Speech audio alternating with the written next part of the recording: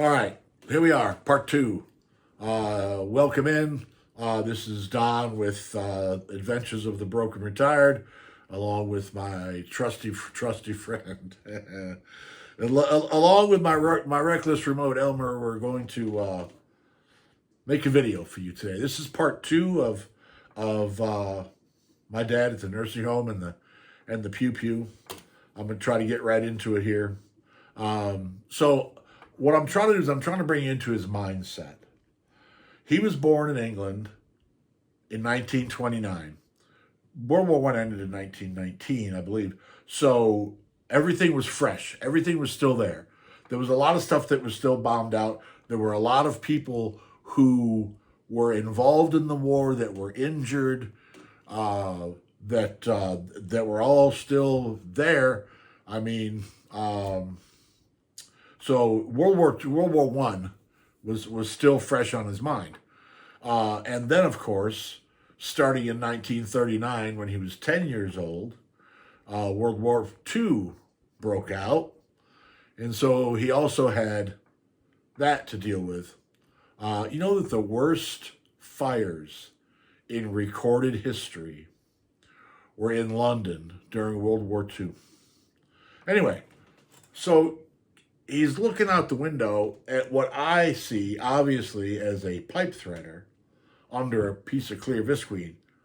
He sees it as an artillery piece under a tarp. Now, you got to think about where, in his mind, where he was at the time, because it must have scared the dude to death. With all the memories that he had of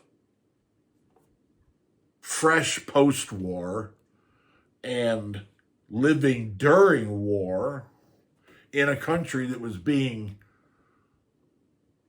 in a country where the aggressor had plans to completely obliterate it. Standing there looking at what he thought was that artillery piece must have really scared the guy to death. And I imagine that it brought back memories for him that that were unpleasant. Of course, he was mentally ill at the time. He had Alzheimer's, but Alzheimer's affects short-term memory much more than it does long-term memory in the first stages. So his memory of his childhood was probably fully intact. But he was standing there looking at what he thought was a piece of artillery. He was standing there looking at something that probably really made him nervous. I don't know whether he thought the equipment belonged to the side he himself. When I'm talking about the pipe threader and he's looking at it, I don't know whether he looked at it as a piece that belonged to the side he was on, a defensive piece, or if it was, in his mind, an offensive piece, a piece of the enemy's equipment in there. I don't know that.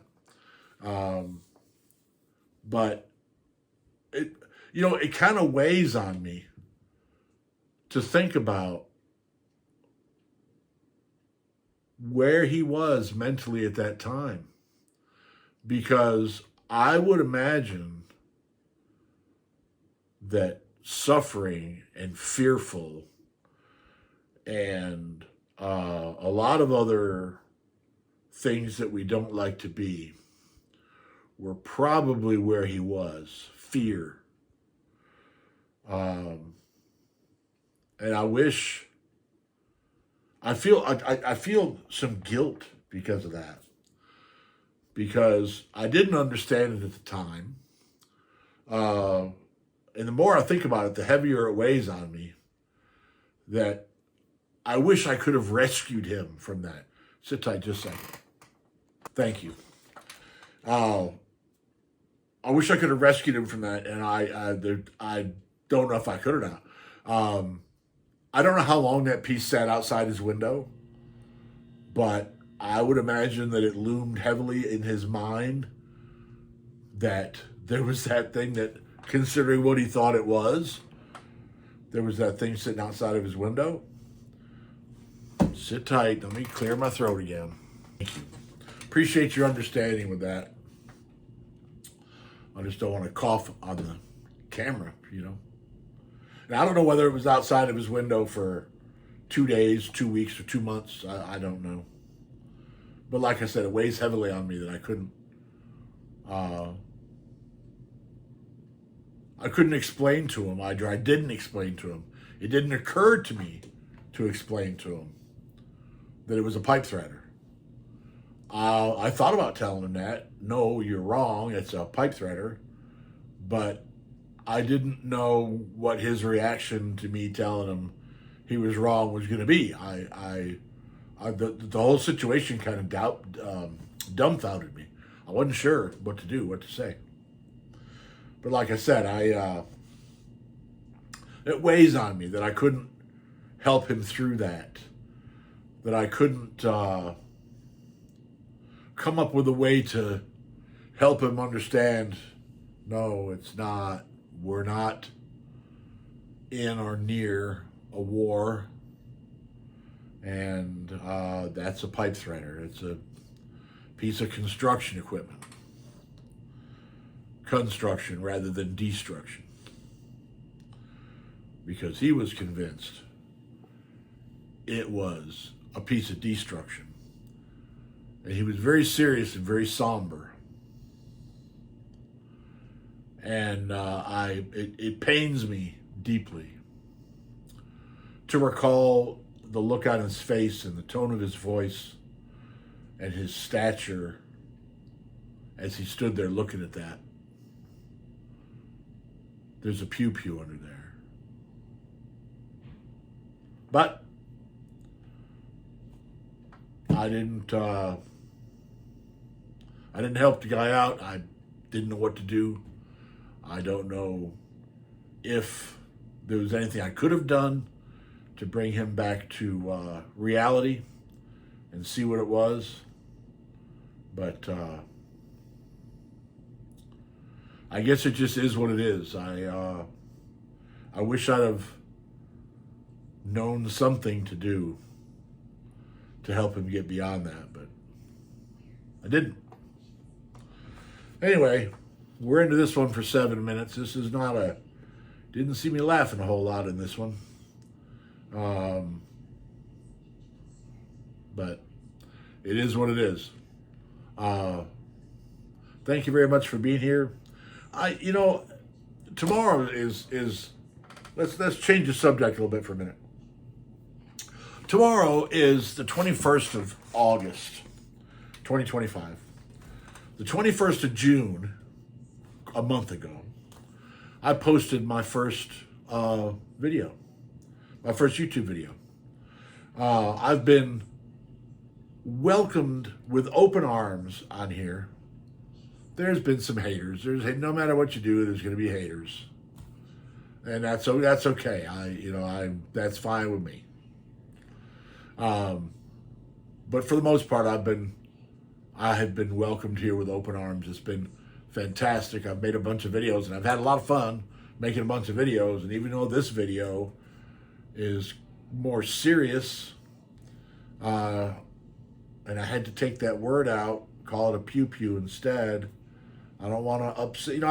My luck has been so good here on YouTube that I don't want to take any chances of screwing it up. All right, and I can screw. Let me tell you something.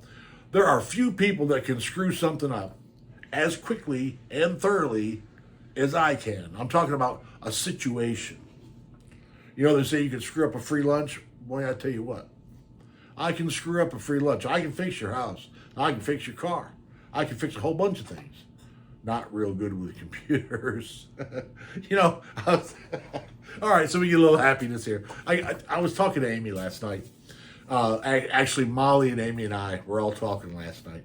And Molly was telling me what steps to go through And I looked at her, and Amy's standing there looking at her. Amy and I are sitting over there by the couch, and Molly was upstairs on the landing. And Molly's telling us what to do.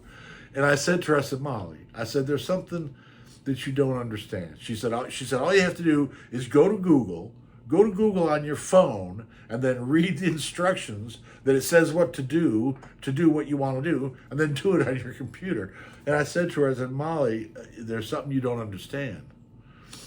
I can go on my phone and bring up instructions on how to do it on my computer. But somehow, between my reading the instructions and my pressing a button on the keyboard, I go complete no man's land, complete blank space, complete dead air, complete nothing. For some reason, that information does not sink into my head enough for me to go from the screen on my phone to the keyboard on the computer. I just can't do it. And Amy said, "Me too." So, or she said, "I'm the same way." It made me feel a lot better. But so what I've been doing is, and Molly's been coming in here, and I've been trying to work through, find it myself, and then she comes and saves me. But last night, at least last night, I was shopping on the right aisle when I was trying to figure out how to do it. At least I was on the right aisle. I had the right idea. It was one step that I had forgotten to do. We'll see what happens. It's all supposed to automatically download onto my computer now, and we'll find out what happens. But, all right, so much of that. Oh, Ed and Barney say hello. They want to say thank you very much for everybody who's been so kind as to say so many nice things about them. And I'm sure you'll be seeing more of them guys. Probably not tonight because the yard's wet. So when they come in, they're gonna be all muddy. Anyway, thank you very much for being here. Please don't forget to like and subscribe and all that good stuff, and hit the notification bell for the reason that you know what I'm going to say. Thanks to everyone out there who watches my videos, who has subscribed, who has sent me the wonderful comments. I cannot thank you enough. Thank you so much. Elmer is going to take us out of here. We're going to hit him twice and see what happens. Now you see, that was twice.